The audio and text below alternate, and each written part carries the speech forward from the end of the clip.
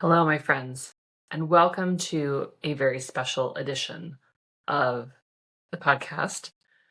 Today, we are doing part one of the podcast edition for perimenopausal women physicians of the We Do Not Care Club.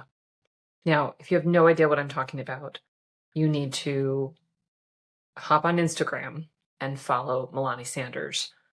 Just being Melani is her tag, and she has created a very special club for all of us called the We Do Not Care Club, where she shares all the things that we do not care about as perimenopausal women.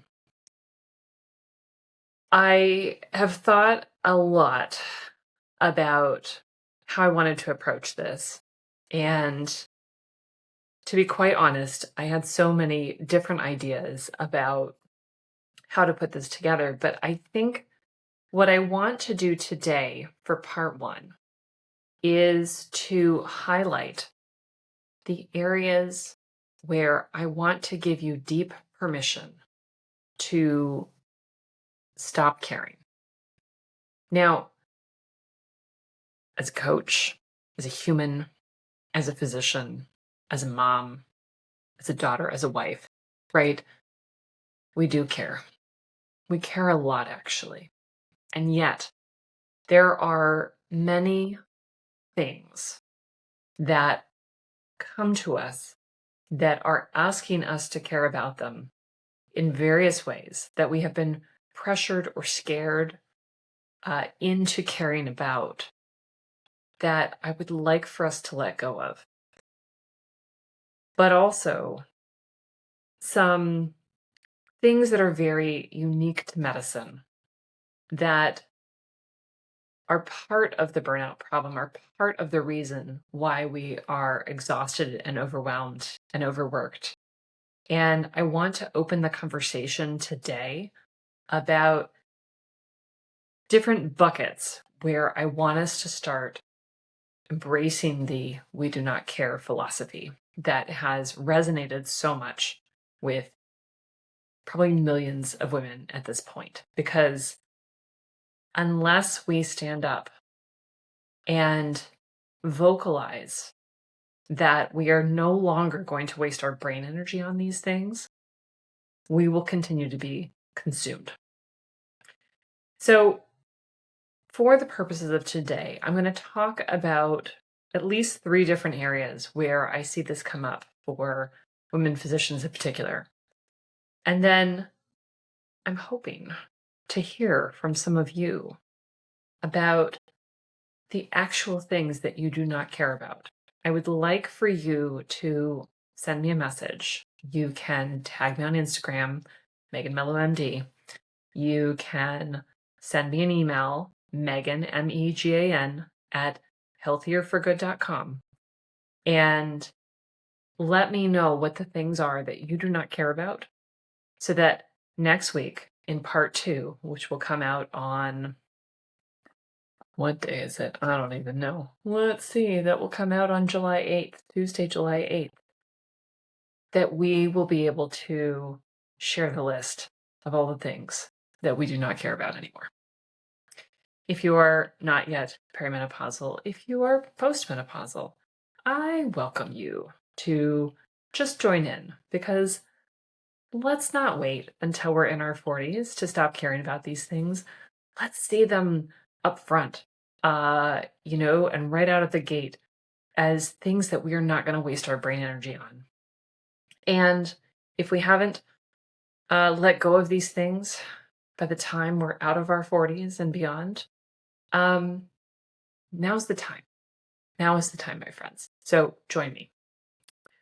So the first area where I see things pop up is this notion that so many of our employers have that we are expendable and replaceable. What do I mean here?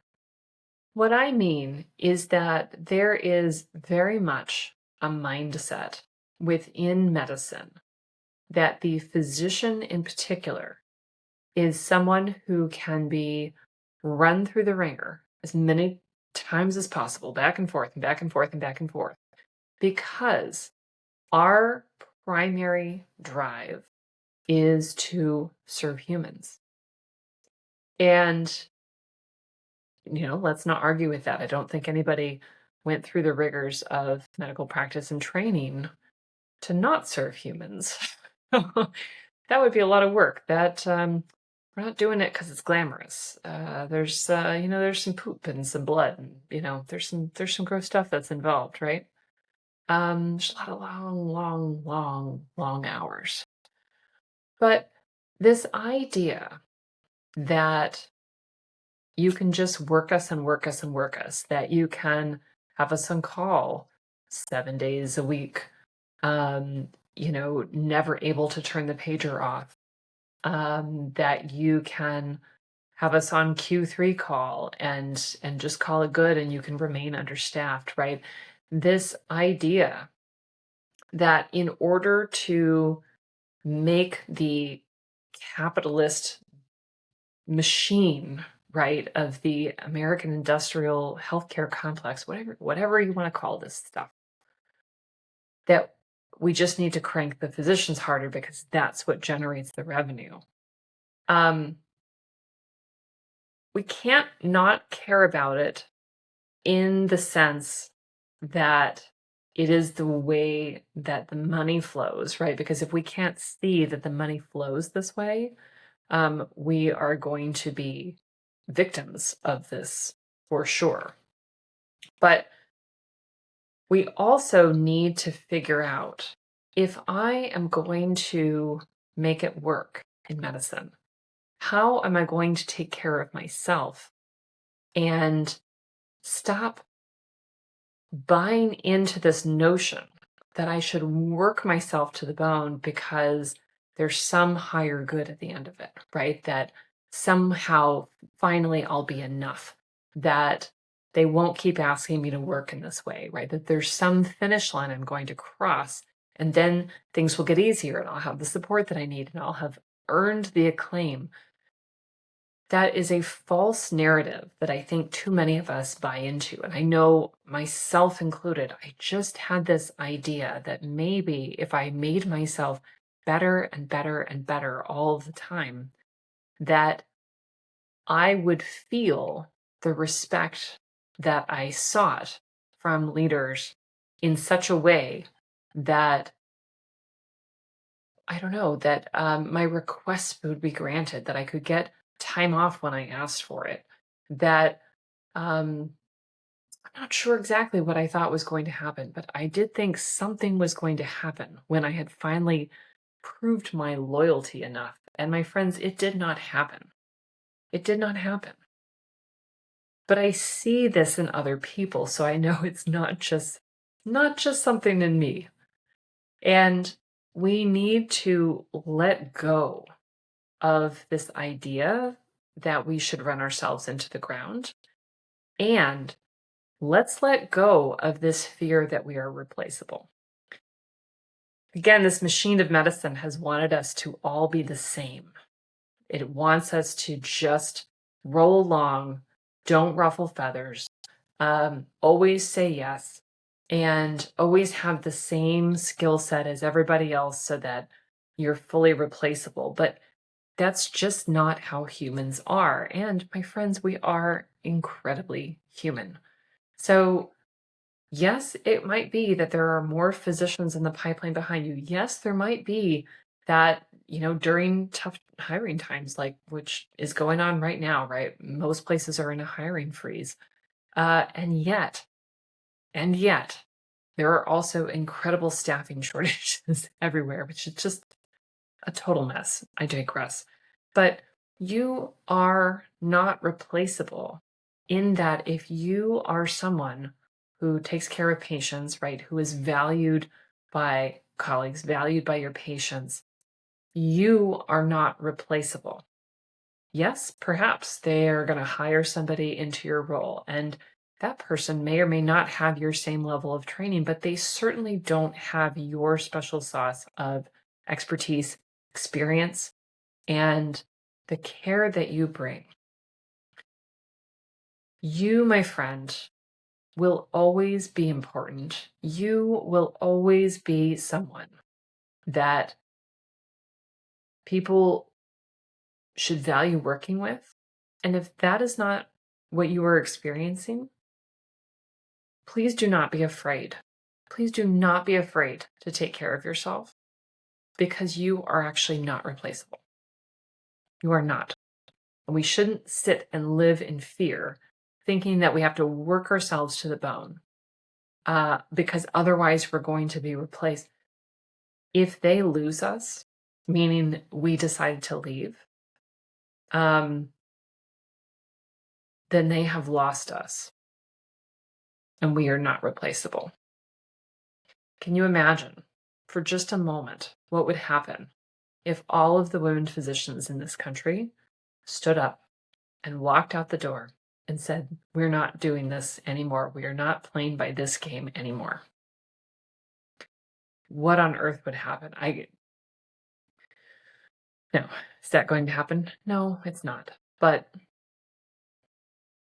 we have terrific collective power in that we know that women physicians provide safer care. We provide safer surgeries. We have less bounce back when we are in the hospitals. Patients ask us more questions and they feel more heard and valued typically in our care. That matters. And if you don't think it matters, um, then I am not sure why you are here, because it does. The next bucket that I want to talk about is this idea that our human needs don't matter. Now, how does this relate to the We Do Not Care Club? We have been socialized to ignore our own human needs, right? We have been socialized and trained to work very long hours, to go very long stretches with no food, no bathroom breaks. We have been given typically very little access to true time off that is not attached to a pager or a cell phone, to be able to take vacations when we want to without coordinating with countless other people so that we don't leave too little coverage, even though there is always too little coverage, right? Because everything is understaffed tremendously.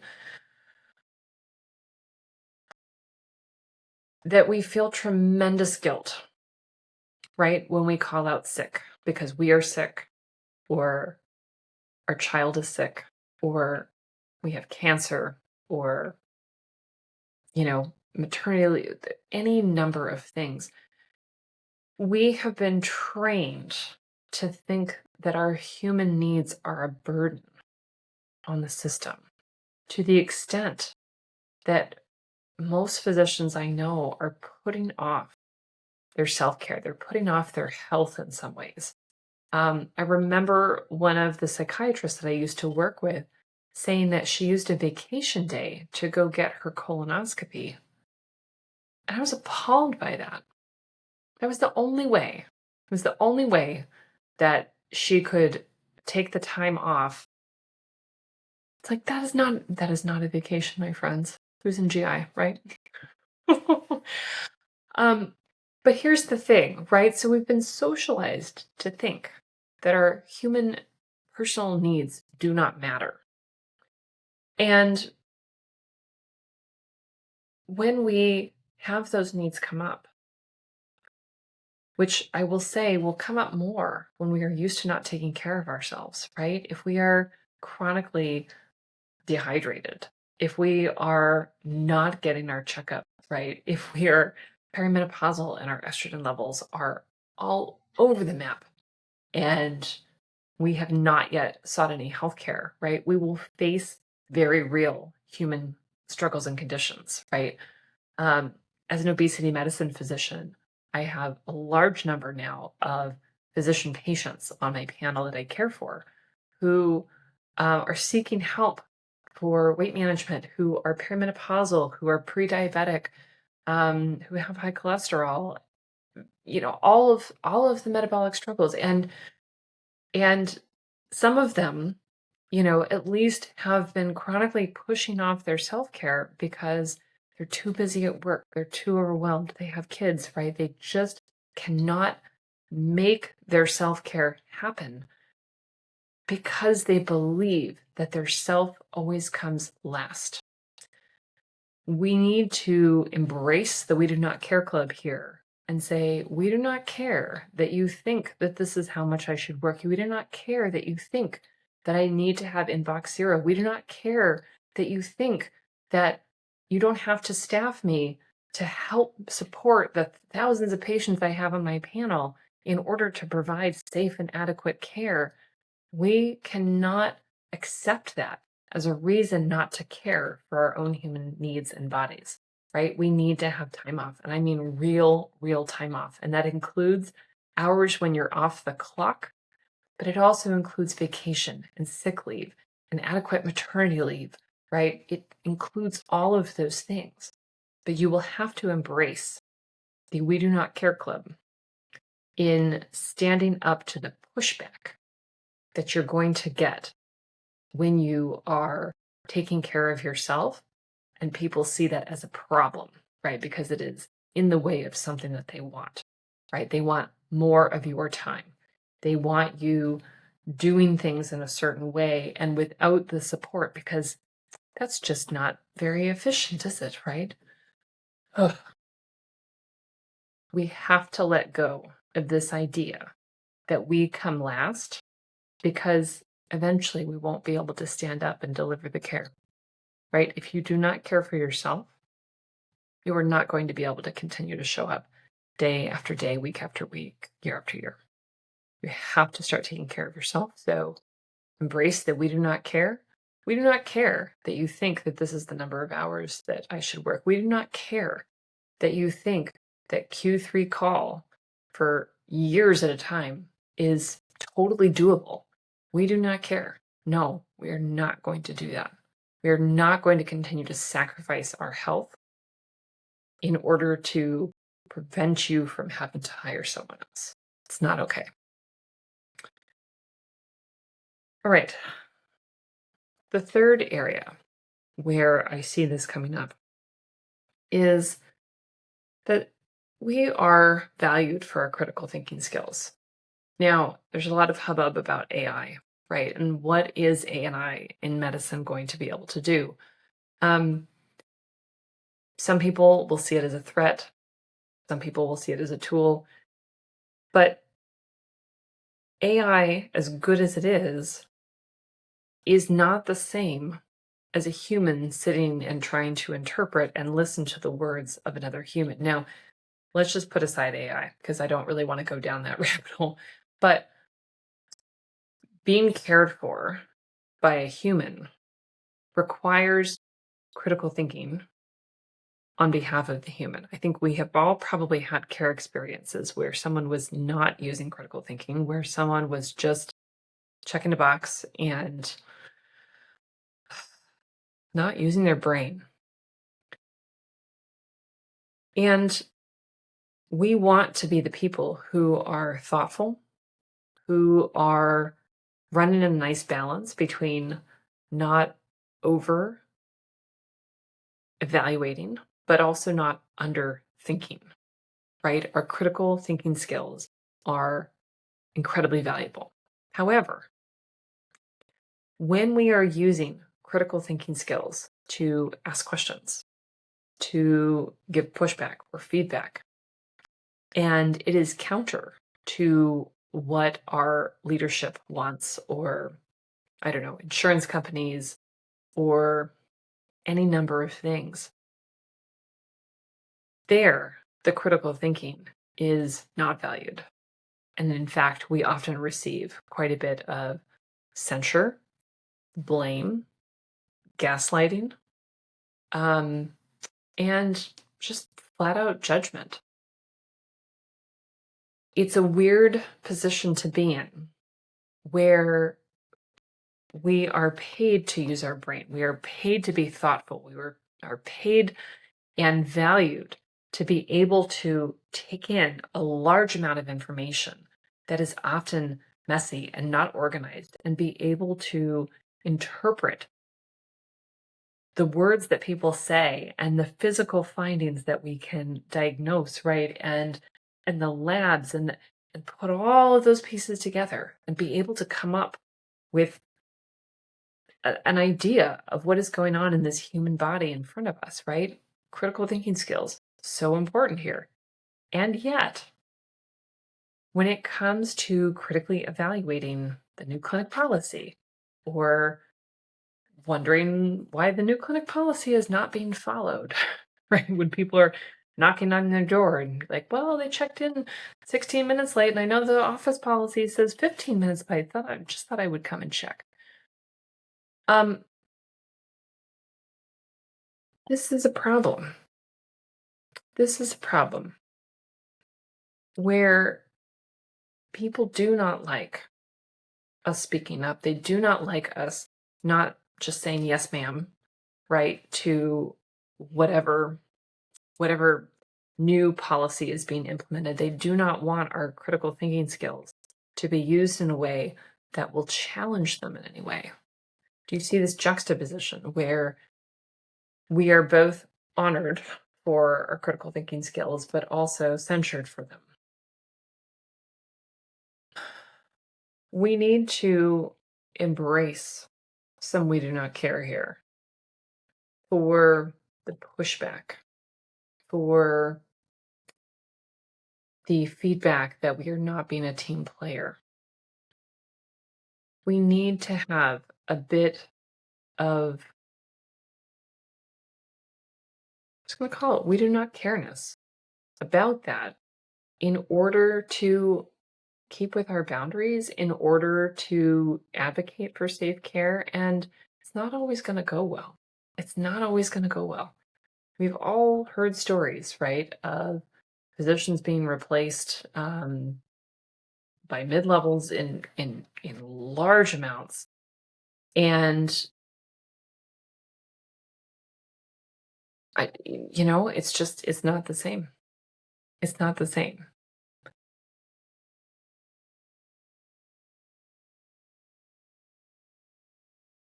See, I'm having a brain pause here. We need to embrace we do not care. We need to be able to stand up for ourselves. We need to be able to have healthy boundaries. We need to be able to use our critical thinking skills to evaluate and question and understand. And we need to give ourselves permission to make decisions for ourselves. Make decisions that are in alignment with our values, make decisions that help us take care of ourselves.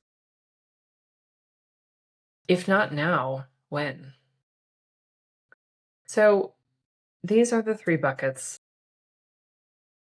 Letting go of the idea that we are expendable and replaceable.